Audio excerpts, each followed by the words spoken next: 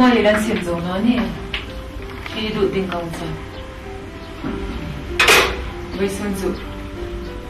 office ka na dinga na office it lung saran ka thin ko ma trong trai in hai ran dinga ni ni anu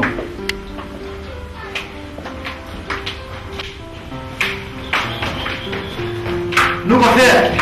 de rosen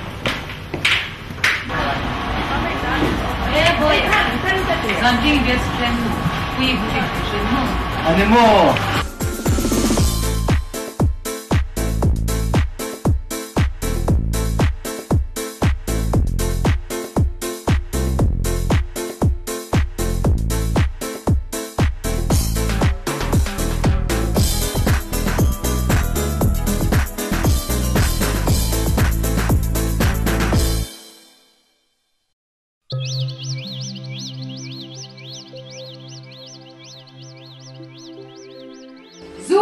David, kung taraw po fight kayo ka ta. Tolo, Hmar mo ta. O, katulog ta.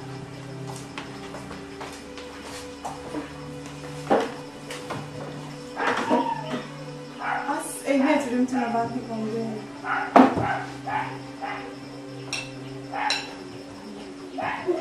Hey. Pero sila pero. David kasi nila ni. Pero. Kasi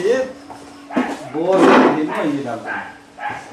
Tuk tin nang ni pani in boy si. In boy ka kung kan lo fa zo vong din ni. Kan khop to man ta. Boy ta ngai chak no ro. David zani sa kuru na kay ni tiang kitchen hoy kati to ti. An hoy that wang te nunga kang wang kap. An lam na sa khabar dong ta lam suk wang te. Ngồi thì nghe nó thì níu năng ni là làm đàn tiếng riêng ở tiếng ngay thôi à tiền lại chú xịt bùi rồi ăn mang à im mình cột lang thì lần thôi là cả yên thu lần thôi là cả tu lại chú du lên thôi à ấy cột lang du mình là xịt rồi anh thấy ấy yên xuống mà không quên du mình xịt tiếng là gì ngay này với sun ấy hậu tu hai nó office à party update khatan ni piak lel chun ni tin có anh đi nó cái là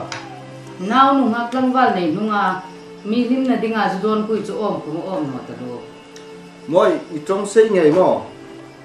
Nu wun ta ti bu fa lai chung thung chu shne bu fa ma sung no bung ta kan. anh ngai nu hi ne so ma thêm thế về đấy bu fa lai ram tin a hil dok fa le ai bu fa anh nik no zo bong kan no min pa la gi thim sim lak tum lo che Pa tu ta chung kapa tha chun motor bike min chok pek ding ani o. boy bye hai chu là tino ta is anh ngai to lai jing in la trai pui phing phatai ti IAS mo tim sila IAS David na zo hun che na kui chu tar kom tar ta no manim nu mai nei sin la tu le te mu khomai cha chu ti Nu tu le te chu la hil no re officer ka ni ma chu ngai zo hom en khomai in sen no la ni. Officer kan ni ma an classmate nu tre sia ka te ngai sa ma. Papa kay chu kalin papa le air hostess kan ni dingo. boy nang chu air hostess ding liu li ba ai teacher ani IAS le air hostess hai bu fa va ro in roi in college feeding le in school feeding ba ba sun le ka bun chok ka tu ma bu san tu ta Pindana god dia semua god man semua kan lo bai ta me boy in nu lag hi kar tin le ka bu man dinga zonga le ka bu kom hi ing za lo ma mang an chok an ta ding David in zauta chu ka ti sa nong ko da che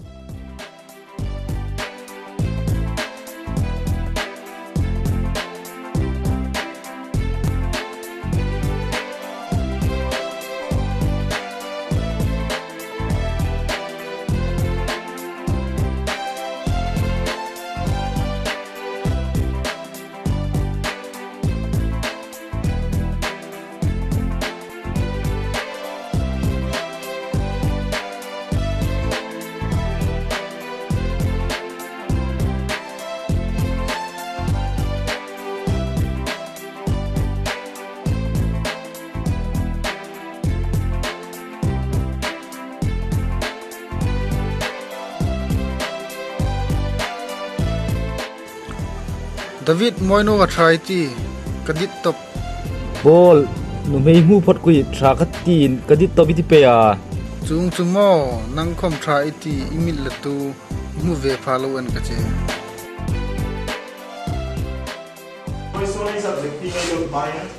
excuse me sir yes oh no Amru ne kanun zinga tu le chun voice on pass class na le amasa self introduction da han mai la ole self introduction ai ne dingana amasa coming to somewhere na binga me ne chala le ta nang him coming to Betsy ne oh no wo men chung thai de an le nang him little thai ding Sir, coming to Zol Singh Puyani. lo an le nang coming to Rolling Point oh chung thai de lo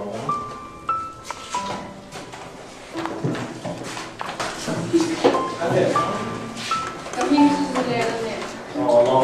chung thai de an le nang coming to Boy oh lo an le nang Ini tu zon ni oh lo chung thai an le nang cái cầm cho Africa an le nang start coming to Allah som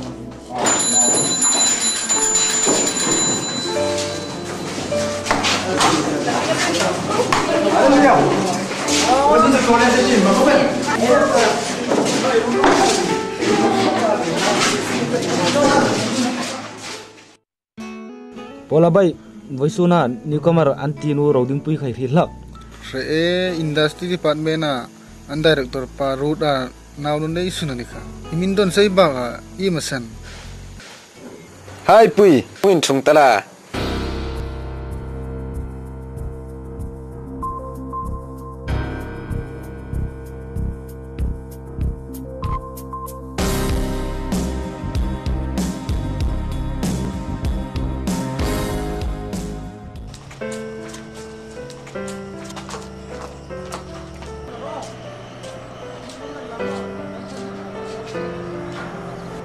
Pui nu, pui imut sukov no la tho kantin tanga feng tiu. nang ni lo fel ta u an na pui chung chun tinoro phingtram khama tu chati Hai sing pui kha inta dinga kong choi ani in thua min thil tale in mood of off day A ing thu khaman no. Pui hi va hi karupa David ka best friend. Chibeiro. kalom khopel David principal pa ko je im thu mo anta ding A ing thu talu ning a team. Karthara excursion a fading khanino ni. an la ka lo fe san che Oh, an le oh. u David kha felom de Fel ngai no nim ka best friend chu. ai class a kham tapani kha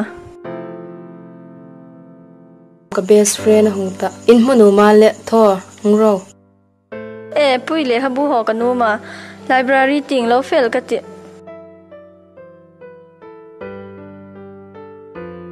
an le ka fe Bye. Bye.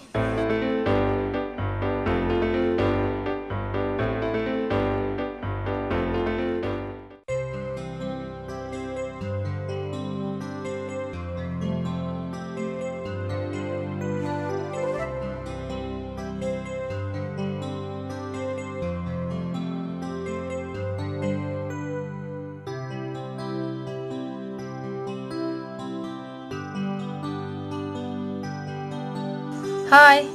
Jessica, ai fair.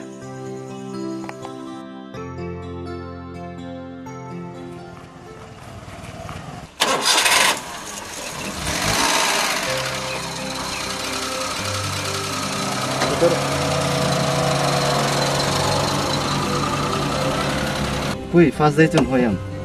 An hoi kopel. Chu iti dan chun student nang sak mel mo boyan tam re kom de. Jessica, nungha klang bal ai ni ta a ai chin ti a ifim thoi la ban thei noi la.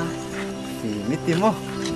Tim ni lawa ai ni khom sak mel mo boy jing jing ai ni ti. Tak taka Jessica kar tharakin kan class po picnic kam excursion na kan fading ania. Kabosai kuma permission imilak puiding. Ishrit. Yeah, nem sab nang lam lo mai ti cha.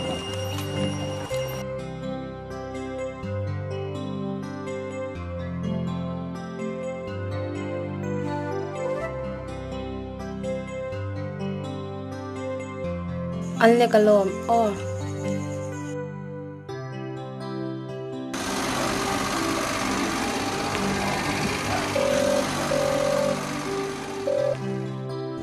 Hello.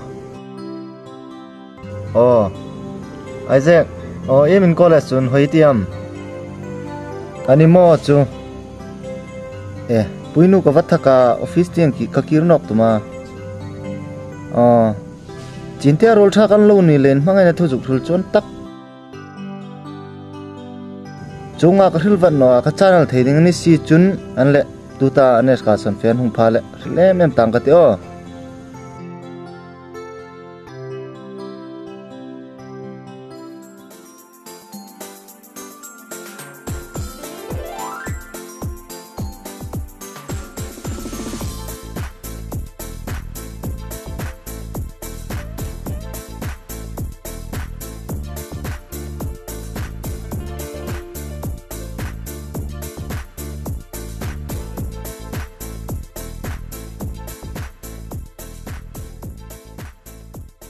Vậy, rồi em lên những kia là tiêu mà phiền ngay tiêu. Đâu thôi phải tiêu. Ôi em đâu phép phật rồi.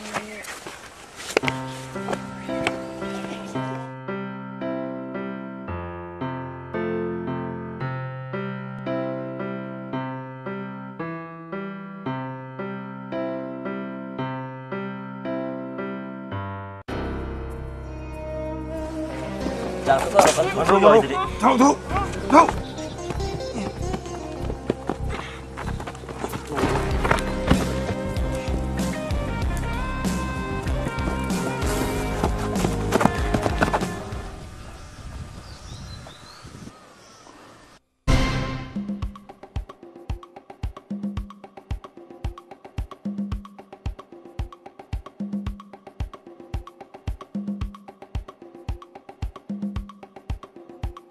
Zaya num lo va pek no kante.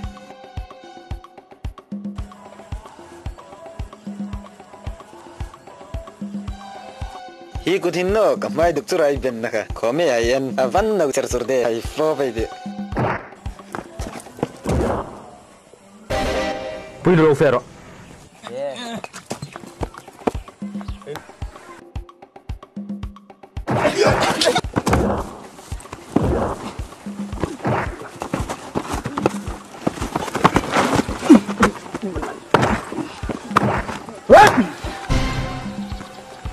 Voi tam ikola ka ngai dam chia tuin ding sin thor mo festival kum bon thing che ni riet ro hero su sum no ka diu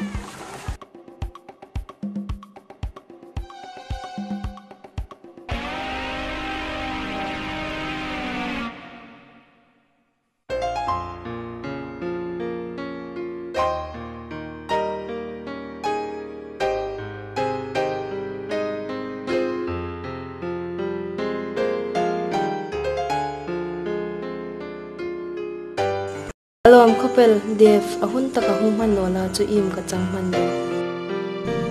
pui lom thu re nei kar suk la tum der noro asan chu he ni he min lom thu e khil ta chun lom na san le in lai chin na abo hal sia chu chu kein kanum si no chunek manin voisuna e thil tukin ilung lai ru ka mun hlom te ka changpha kalom le mani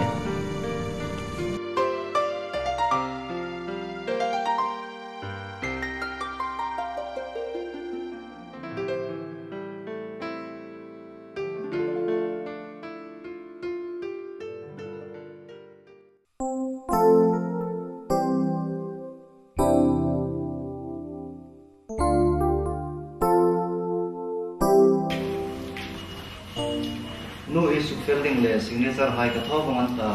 ta khang vela naman inti ko pick ken ko na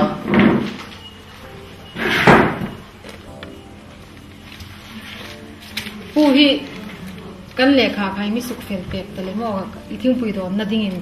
poisa tlom te kan hung choya lom takin mi la pek la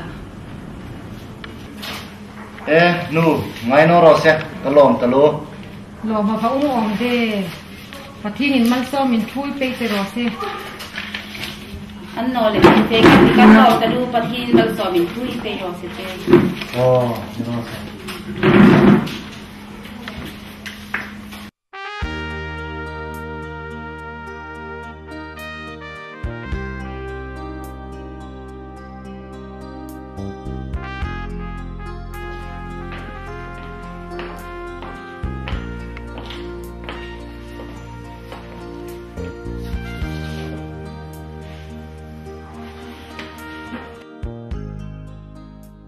in mang rek ta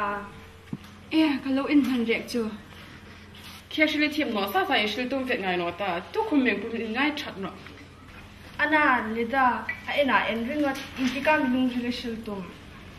ko he shil pe ka che Jessia ye man tale to think pui do na fe ta ngai tiu tea break no ni te tu ta trong mai ở sa ta chu bi kan thei te đi kin ho ye pathin chemi ani pi chuan lang ya no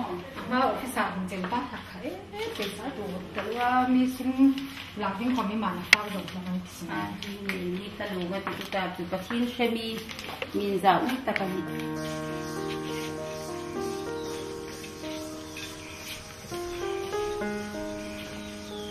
sia voi tu ka nu pui han pui san pek che thai lang no ho ya tiêu lo ve ing le nam ana isi tholo man thak ding no ni lo ve sarkar ni lo man ding suni pek jingan no sun ding chu hun sin khang ma e go khal hang sun zamin la Jessia tu Mrs. Jessia ding chu ve sun tu shil no oi lo shil nge nge ding ta ani ngai Jessia vaitam takanin don cha sulami simpia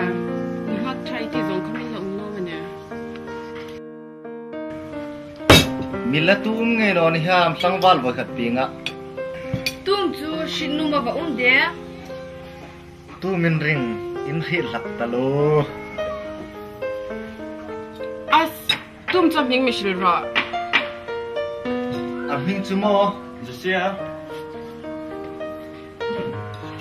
ama ka mangai na thu khil phale helin ti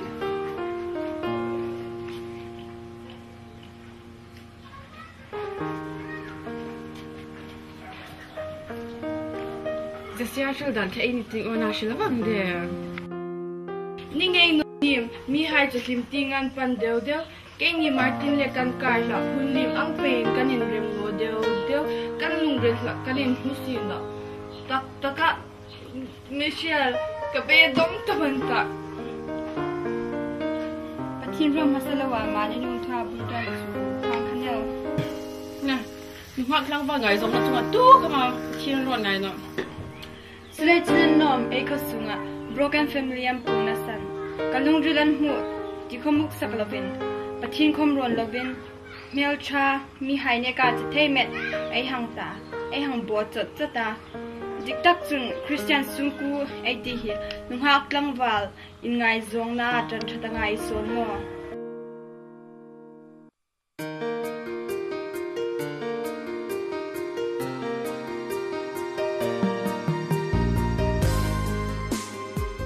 Excursion ay hang mangzo chu enta u father dinga 80 pa hi Romeo in an changan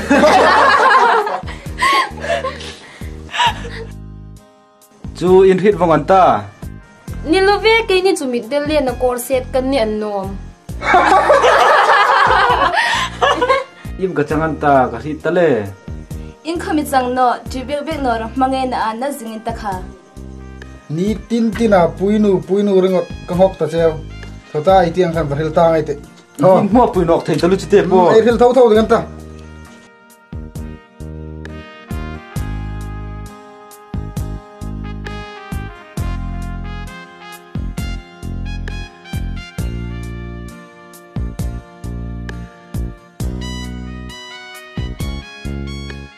Bye excursion ai hang mang zau chu ei lungrul hai ko madang zau tamo ni ngei no nim nakilem chu rule rule khomlan thei ngil no me nim hai kim nu ing thu min thil tale oh hung ro in chan chin kan lo shil lai takani apple tharo lo thau sanai tiu khoti fenoro ei ren go phlang no me nim lo fer wa sha ngak imu tale mo atra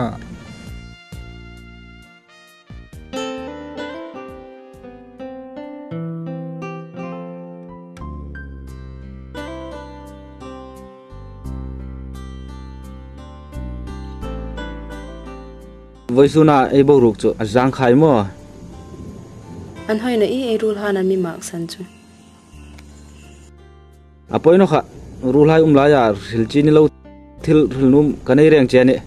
rul hai la ya juk rilchi ni lo chu ing thila mo anta ding voisuna ei bo ruk he pui ka kama i notebook kha kamang thei ding ana boruk jang khai le notebook mangding chuma rul hai la ya shil ngam lo chu mizu khrithi bel tala pui nangin in khom ril si lo cha in tinam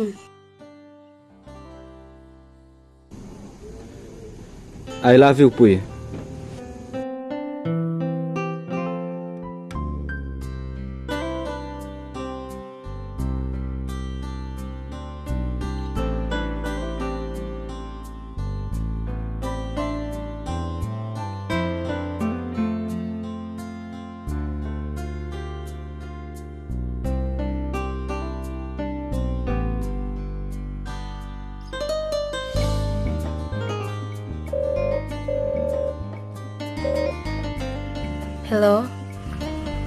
Hello pui ke jesia ka ngai chen ka hunom tok ane ke khom jesia ka hunum top cheni o atha greenwood pa ka mo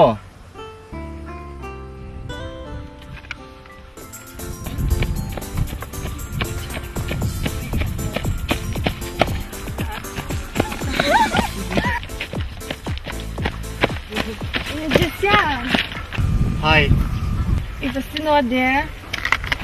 Ana iba smart de fetuna poimo ina yamania. Oh poimo to pane kha mai min don vet puinu le greenwood pa kain muding kan ti ani voisun chu kapangai na thu kan mo to lo ka fashion cheu bye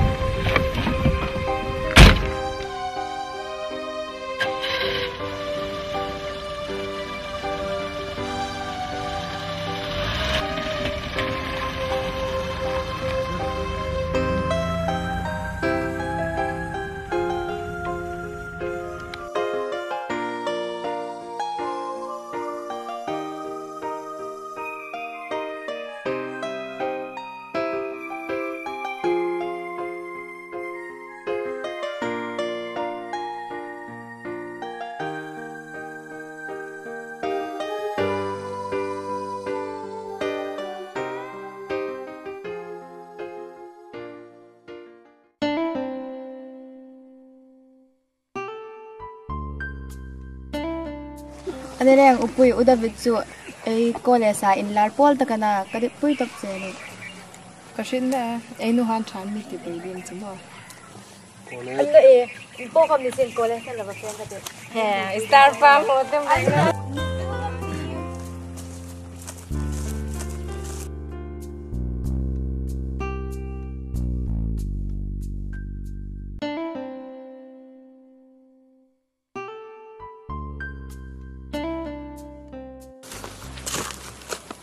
Minum hana sota. tot ta ngai no ana tu la hin ipang lom Office na ka boya ni ti. sina bui jing jing pai best friend ham gui na thai hen no ni Ki hilei ti che mi. Ana ines ka son fe chun hoyam. an hoi ana thlakhat alim rak ta excursion fen hoyam mi lati chawa shielding ka ho top che Tak mo.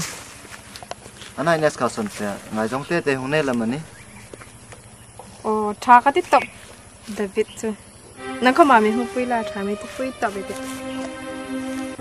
David chu in college sa kai ve thon no. Ana ka best friend nun ngai jong hung nei thil ta chu. Kalom pui khopel che ammi piang sul miang lo. Ami chun kal nan no. Jisia pin so ko ta pui ai fe ta ding papa lo su wang ta na te pui den an no le sia hu be de man Oi, lo fel rồi nó mặc sẵn lo phi sa thọ din cái này à mà.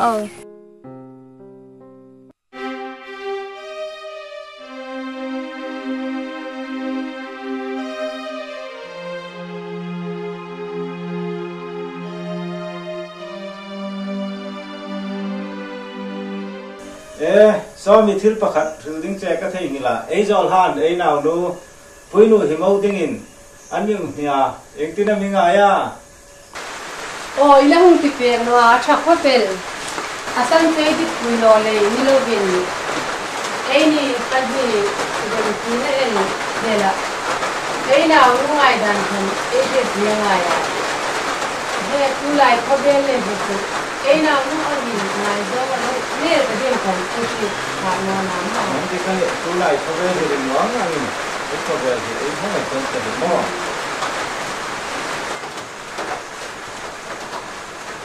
e pa lo su te nó sốc cái các phần số đó này nói thế nu han da mo an da mo ana boi so chung ka ni le le de ten pi ding ei ya rồi nó ấy giờ hai nói tiếng anh biết chưa rồi nó không sang vào cả anh ta lên thì lúc này chuẩn cam đường cái gì tu lên nó không lên cái giờ nó mò e pa in trong ka sel ne mo sa chu đầu tiên vui trong những tham mình ở các lồng thực tế ta tu lên những ngày dòng qua những xe ngày anh an no pa un chu ka hangai tak an ta ngam khama che ana kan he login ngai zong lo nei bo tuin kan tong sel nok bo donal nga pasal sa khom donal pasal sa ta khom no hel khopa hel sa mangai lem dang nei tu ni man le ni khomin tang na ru mangai tak kan hu nom ben no du pen de sia te ke kham ni o nu lan thi de sia ni acha in ko ko se ni ko kan ti sum ding ta na khat zo in ko ni wa no so ni na jo hu na chun in mangai tak ke in ni ko ne de o boy ka ka ni na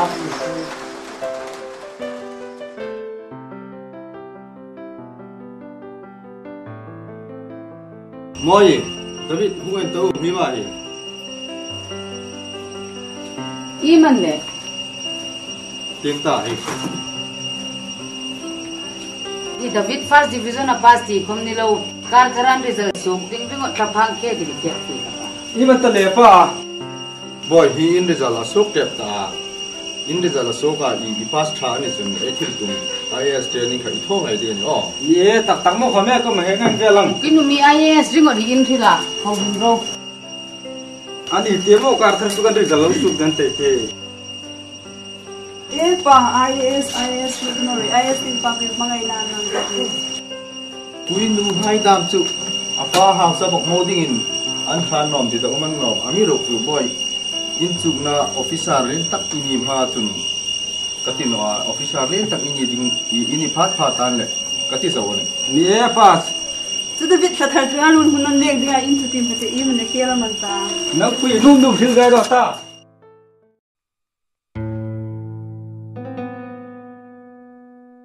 Dev khazuk fasinta idu chi ni mete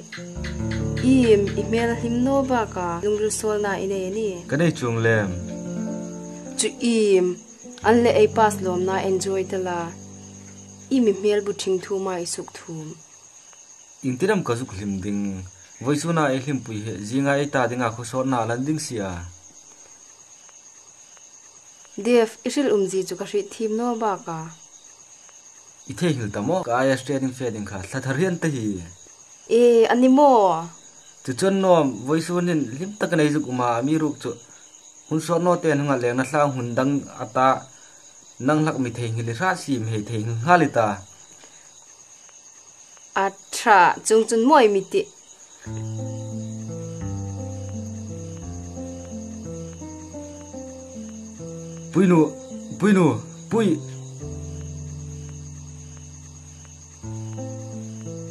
pui kakum te huenta ana Dev imi mak san pha chu ka ngai om che de o zan khat zan ni ein muno mana kan vet tu mel haka akum tel lem chun hei ha anola pui hingen thoi te nang khomin mi nga ya ke khomin training a fellow in run huna leng da nei ngai tu el di mani ani nge sin khom Dev mi hai tho hlak angin thafan phuta anole in ngai le ringotin mani lo su der lawa no mei pasal anin na ya fara loading fara inan sim pha eini khom tu hin lo zo mel ta in la ei kha ta ngi the elen si no I mei ang ding chu le chun ein ngai hle khomin training a chun fe nge ita lekha thonan no le telephone in mangai na bi thu ei shilel ding annom mo ani nge mi nga ya mi num pha chu imi dang si mi ta lungril le ti tak zedin mi hangai tu ita ke chu im habulang ni rin puinu ka mangai che ni tin ka ban ka phar jing ding ani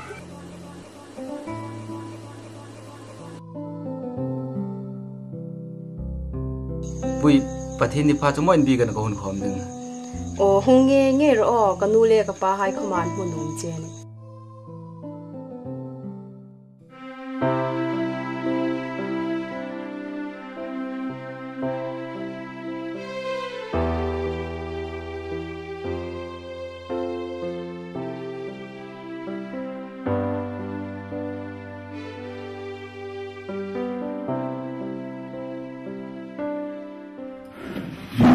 Ana boy,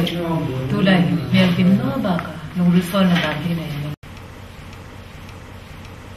Di mata nu nung resol na kanai le galiman no. Ni lo be boy, ka ko ma thilip tum der no ro. Inu kani a izang za in thok ka shin pongani. Boy meshil ro. Inu nung resol na hai phur sok ring che kani he. Ani shimani boy. Mga ina basta tak puiling no hizo lungril ananum renga kashe thing chen ka tur pui le che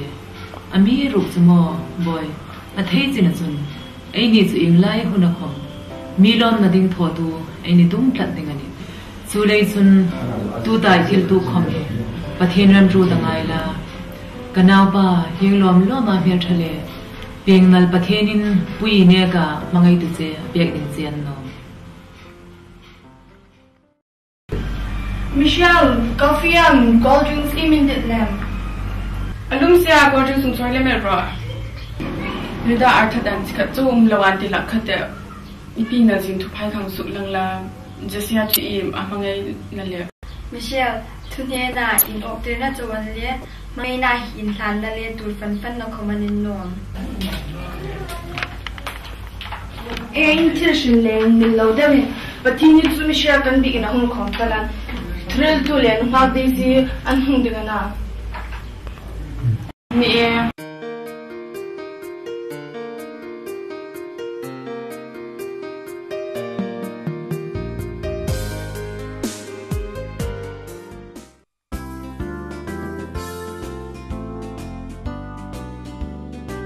Ate turu pun tak ada, ngai tak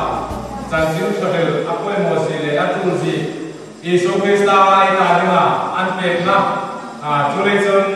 Yesus Kristus ini surai jangan dikok hilin, hijain proses pura, jualan jangan saya mau pura ni dihil, jualan ini kom, lu mulai ngai pun hai, ngai pun itu tahun tak hil, tulisan boleh tu ni hil. Tu chân chim thả thường cái hộp có một phụ nữ thì lâu mà đi chun và thiên nhiên nó xít ta kìm nhiều thế này thì cái kiểu treo này tu chân chim thả thường chun lẽ là ông lần ban đầu quý là chân xin là người ta ngay đầu bằng lẽ của ông Hallelujah lẽ của ông tất cả những cái này lẽ lâu chúng ta ấy chơi chúng ta lẽ mình tôi chẳng chim cha thì ta sắp đến Hmar và phong kim hàng cầu ấy